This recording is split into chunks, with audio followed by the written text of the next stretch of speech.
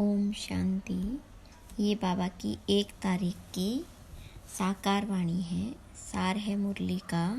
मीठे बच्चे, तुम राज ऋषि हो। तुम्हें राजाई प्राप्त करने के लिए पुरुषार्थ करना है।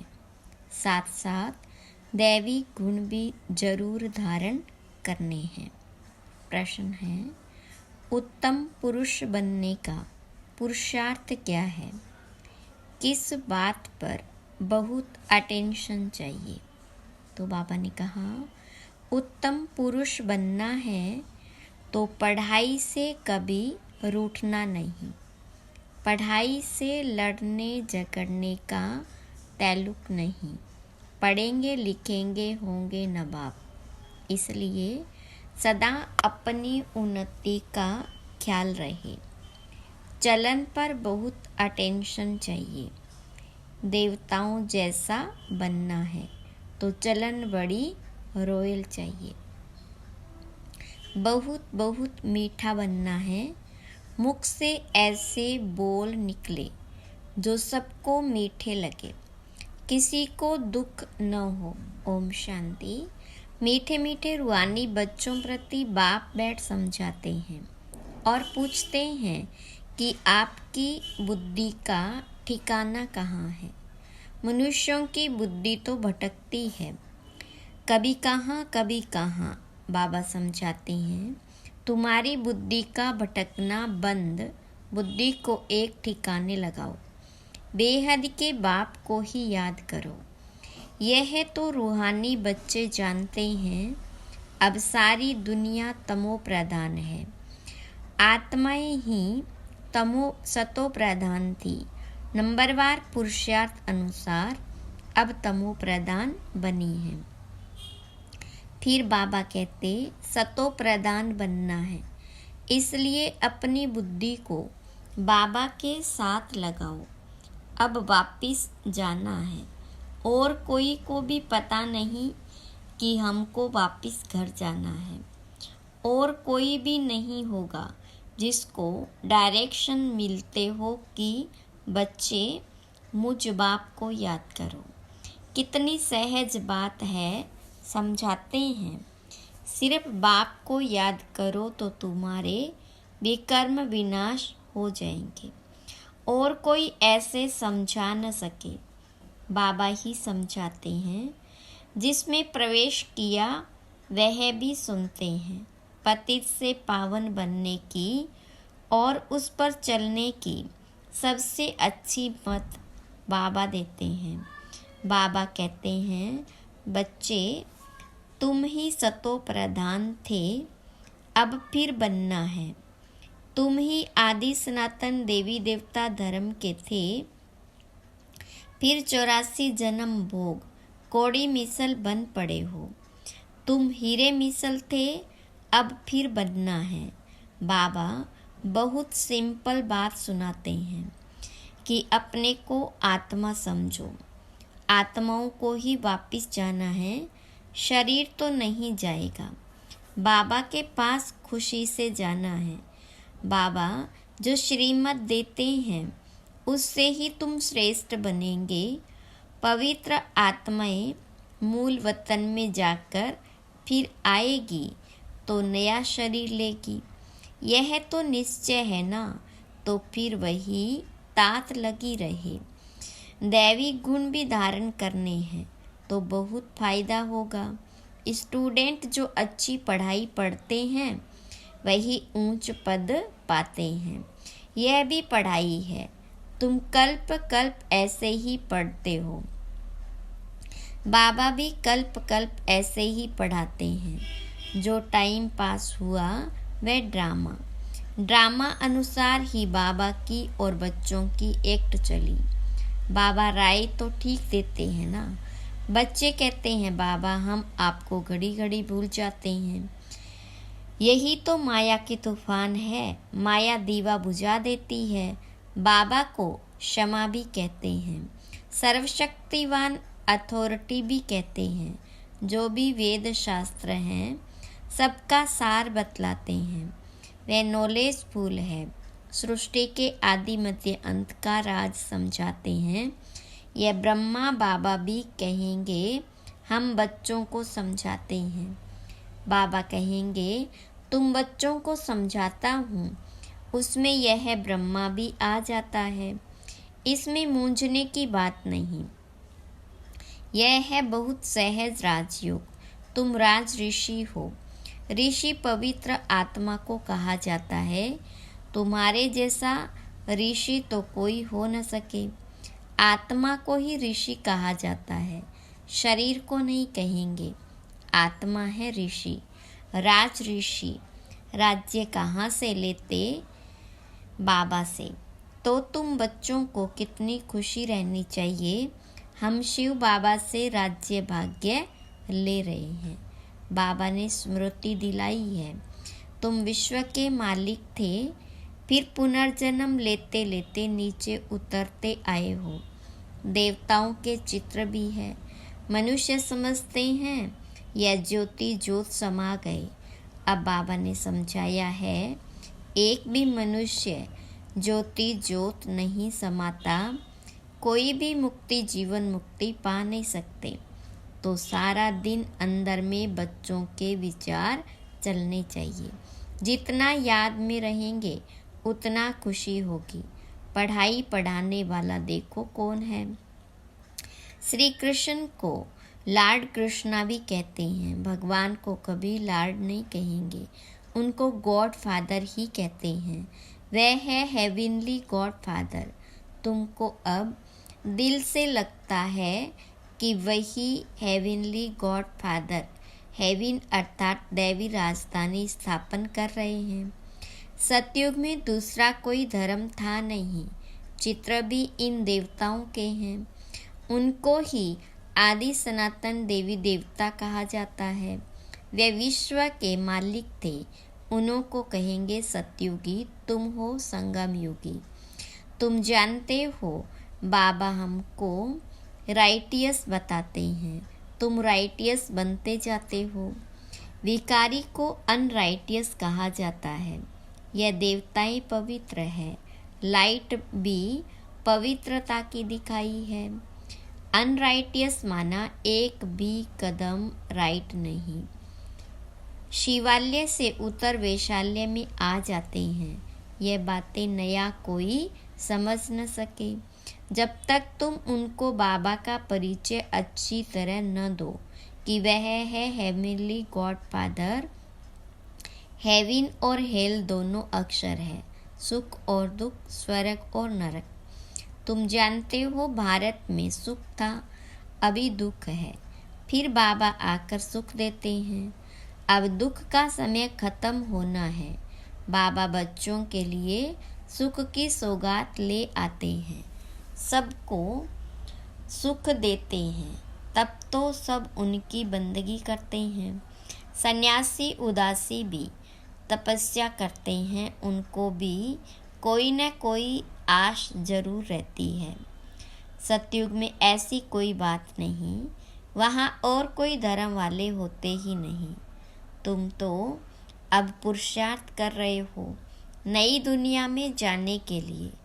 जानते हो वह है सुख धाम, वह है शांति धाम और यह है दुख धाम। तुम अभी संगम पर हो। उत्तम पुरुष बनने के लिए पुरुषार्थ कर रहे हो। पुरुषार्थ बहुत अच्छी रीति करना है।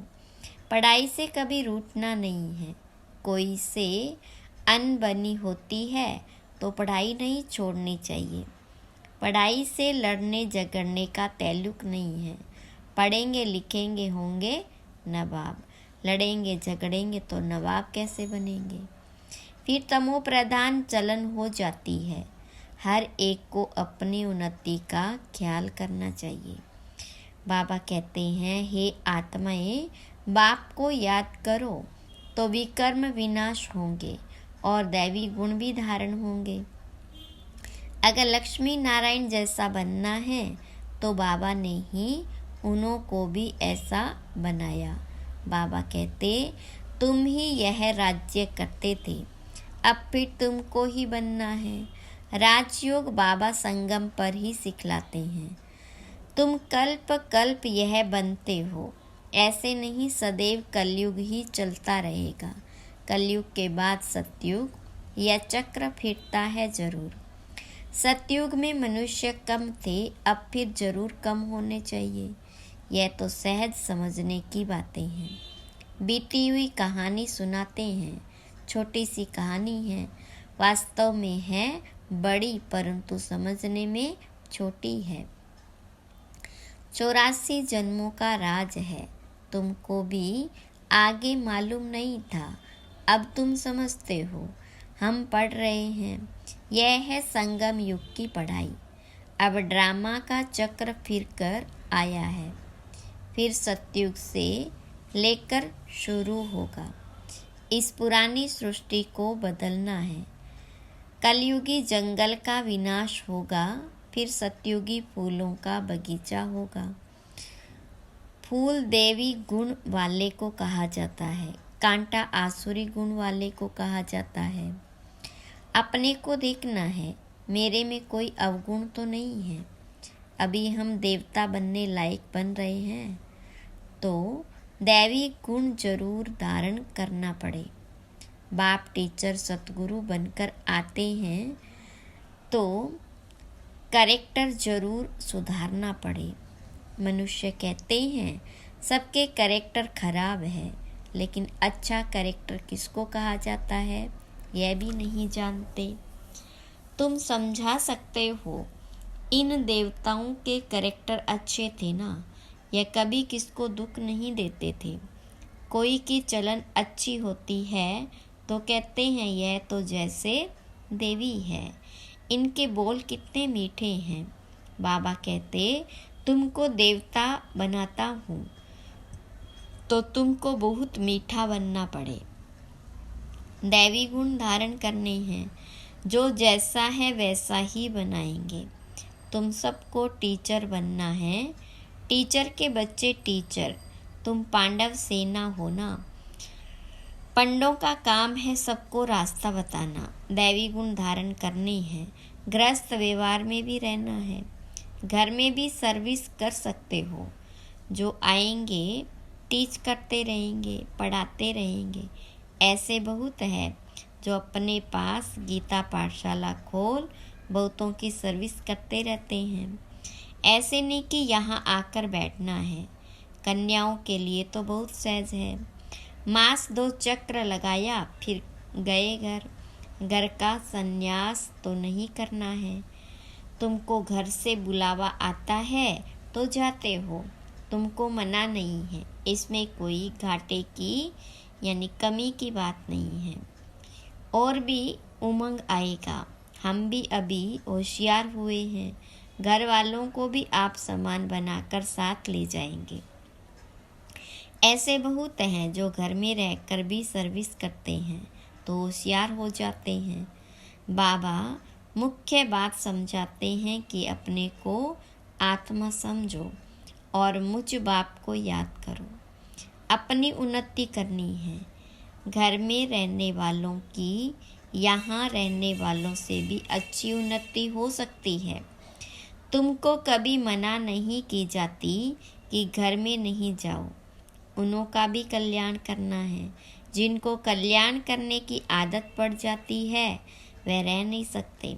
ज्ञान और योग पूरा है तो कोई भी बेइज्जती नहीं कर सकते। योग नहीं है तो माया भी थप्पड़ लगाती है। तो घर गृहस्थ में रह कमल फूल समान पवित्र जरूर बनना है। बाबा तो फ्रीडम देते हैं, भल घर में भी रहो। सब यहाँ आकर कैसे रहेंगे? जितने आते हैं उन्हों के लिए उतने मकान आदि बनाने पड़ते हैं। कल्प पहले जो कुछ हुआ है वह रिपीट होता रहेगा।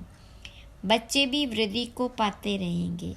ड्रामा बिगर कुछ होने का नहीं है। यह जो लड़ाइयाँ आदि लगती है, इतने मनुष्य आदि मरते हैं, यह सब ड्रामा में नूंद है।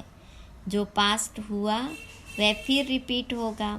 जो कल्प कल्प समझाया है वही अब भी समझाऊंगा। मनुष्य भल क्या भी विचार करे, मैं तो वही पार्ट बजाऊंगा जो मेरा नूंदा हुआ है। ड्रामा में कम जास्ती हो नहीं सकता। जो कल्प पहले पढ़े थे वही पढ़ेंगे। हर एक की चलन से साक्षात्कार भी होता रहता है। यह है क्या पढ़ते हैं, क्या पद पाएंगे, अच्छी सर्विस करते हैं। समझो, अचानक एक्सीडेंट हो जाता है तो जाकर अच्छे कुल में जन्म लेंगे, बहुत सुखी रहेंगे। जितना सुख बहुतों को दिया है उतना उनको भी मिलेगा। यह कमाई कभी जाती नहीं। सतयुग में तो जहाँ जीत वहाँ जन्म होगा। बहुतों को सुख दिया होगा तो golden spoon in the mouth मिलेगा। उससे कम तो सिल्वर, उससे कम तो पीतल का मिलेगा। समझ में तो आता है ना कितना हमारा योग है। राजा रानी प्रजा सब बनने वाले हैं। अच्छी रीति नहीं पढ़ेंगे, दैवी गुण धारण नहीं करेंगे तो पद कम हो जाएगा। अच्छे व बुरे कर्म जरूर सामने आते हैं। आत्मा को मालूम है हम कहाँ तक सर्विस कर रहे हैं। अगर अब शरीर छूट जाए तो क्या पद पाएंगे।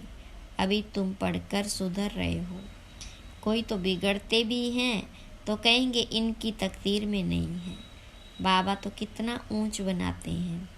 साईं के घर से कोई खाली न जाए। अभी साईं तुम्हारे सन्मुख है। कोई को तुम 2 अक्षर भी सुनाओ, वह भी प्रजा में आएंगे जरूर। देवी देवता धर्म वाले अब तक आते रहते हैं, परंतु अब पतित होने के कारण अपने को हिंदू कहलाते हैं। तुम्हारी बुद्धि में यह ज्ञान ऐसे है जैसे बाबा के पास है। बाप ज्ञान का सागर है। बतलाते हैं यह हिस्ट्री ज्योग्राफी कैसे रिपीट होती है। टीचर भी स्टूडेंट की पढ़ाई से जान जाते हैं कि यह कितने मार्क्स से पास होंगे। हर एक खुद भी जानते हैं। कोई दैवी गुणों में कच्चे हैं, कोई योग में कच्चे हैं, कोई ज्ञान में कच्चे हैं। कच्चे होने से नापास हो जाएंगे। ऐसे भी नहीं आज कच्चे हैं कल पक्के नहीं हो सकते। गैलप करते रहेंगे। खुद भी फील करते हैं हम जहाँ तहाँ से फेल हो आते हैं। फलाने हमसे होशियार है, सीख कर होशियार भी हो सकते हैं। अगर दे अभिमान होगा तो फिर क्या सीख सकेंगे। मैं आत्मा हूँ यह तो एकदम पक्का कर दो। बाबा ने स्मृति दिलाई है। बाबा कहते मुझे याद करो तो विकर्म विनाश होंगे, फिर दैवी गुण धारण होंगे। अपनी नब्ज देखनी है कि मैं कहाँ तक लायक बना हूँ। तुम अभी सृष्टि के आदि मध्य अंत का ज्ञान ले रहे हो। यह राजयोग की नॉलेज सिवाय बाबा के कोई सिखला न सके। बच्चे सीखते जाते हैं। बच्चे पूछते हैं हमारे कुल के ब्राह्मण कितने हैं। यह पूरा पता कैसे पड़े। आते जाते रहते हैं। अभी नए नए भी निकलते रहते हैं। अच्छा, मीठे मीठे सिखी लदे बच्चों प्रति माता पिता बाप दादा का याद प्यार और गुड मॉर्निंग। रूहानी बाप की रूहानी बच्चों को नमस्ते। रूहानी बच्चों की रूहानी बाप दादा को याद प्यार गुड मॉर्निंग और नमस्ते। धारणा के लिए मुख्य सार। पहली पॉइंट, अपना दैवी कैरेक्टर बनाना है। दैवी गुण धारण कर अपना और सर्व का कल्याण करना है। सबको सुख देना है। दूसरी पॉइंट, सतो प्रधान बनने के लिए बुद्धि एक बाबा से लगानी है। बुद्धि को भटकाना नहीं है। बाप समान टीचर बन सबको सही रास्ता बताना है। वरदान, चलते फिरते अपने द्वारा अष्ट शक्तियों की किरणों का अनुभव करने वाले फरिश्ता रूप भव। विस्तार जो बहुत कीमती मूल्यवान बेदाग डायमंड होता है। उसे लाइट के आगे रखो तो भिन्न भिन्न रंग दिखाई देते हैं। ऐसे जब आप फरिश्ता रूप बनेंगे तो आप द्वारा चलते फिरते अष्ट शक्तियों के किरणों की अनुभूति होगी। कोई को आपसे सहन शक्ति की फीलिंग आएगी, कोई को निर्णय करने की शक्ति की फीलिंग आएगी, कोई से क्या शक्तियों की फीलिंग आएगी। स्लोगन।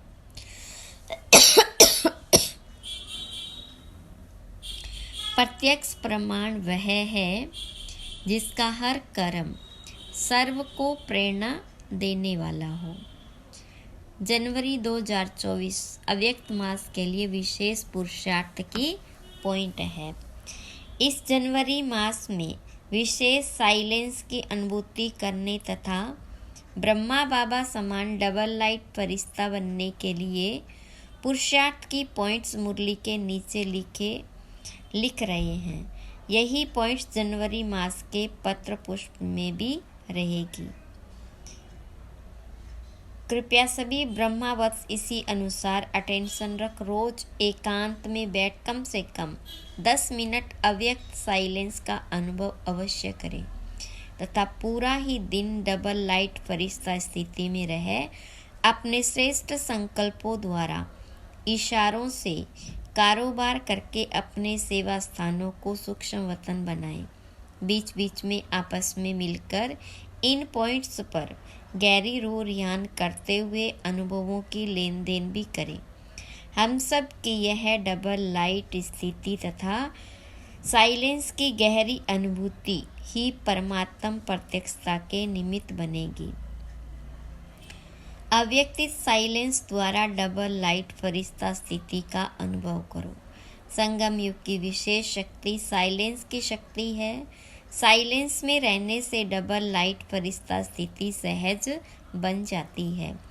इस स्थिति में कोई भी कार्य का बोझ नहीं रहता।